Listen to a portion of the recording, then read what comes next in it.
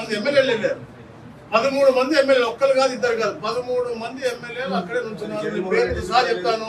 కూతలపట్టి మురళి ఉన్నాడు, నాని ఉన్నాడు, సుధీర్ ఉన్నాడు, భాను ఉన్నాడు, జగన్మోహన్ అందరూ ఉన్నారు అక్కడ. అంత 13 మంది ఎమ్మెల్యేలు అక్కడ ఉన్నారు, ఇన్ఛార్జీలు ఉన్నారు, అందరూ ఉన్నారు, మా చైర్మన్ ఉన్నారు.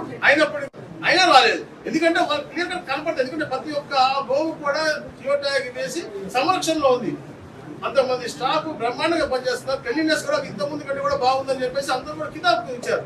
ఎలా అయితే రాష్ట్రం ముందుకు అభివృద్ధిలో తీసుకెళ్తాను, గౌరవం తీసుకెళ్తాను, అన్ని రంగాల్లో కూడా అన్ని మతాలు గౌరవించుకుంటాం. ఈరోజు మనం ఒక మతానికి ఒక కులానికి ప్రభుత్వం వేరు, అడ్మినిస్ట్రేషన్ వేరు, ఇది వేరు. అందుకని ఈరోజు పాస్టర్లు కూడా మేము డబ్బులు ఇచ్చాం. అంటే మేము వేరే కులాలకు మేము వాటి కాదు. మేము ఏ మతాన్ని నమ్ముకుంటారో, ఏ ధర్మాన్ని నమ్ముకుంటారో దాన్ని పరిరక్షించే బాధ్యత ప్రభుత్వానికి ఉంటుంది. మేము అలా పరిరక్షిస్తాం తప్ప వీళ్ళకి నమ్మకం లేని వాళ్ళు కేవలం డబ్బు ఆర్జించే విధంగా వాళ్ళ చైర్మన్ పదవి తీసుకొని ఆ రోజు మేము విభేదించాము. ఈ రోజు కూడా క్లియర్ కట్ ఎవరికైతే దైవత్వం మీద ఎందుకు నమ్మకం లేదో అతను మాట్లాడటం కరెక్ట్ కాదు, సబబు కాదు. ఇలా డైవర్షన్ పాలిటిక్స్ చేస్తున్నారు. వాళ్ళు చేసినటువంటి అన్యాయం బయటకు వస్తాయి.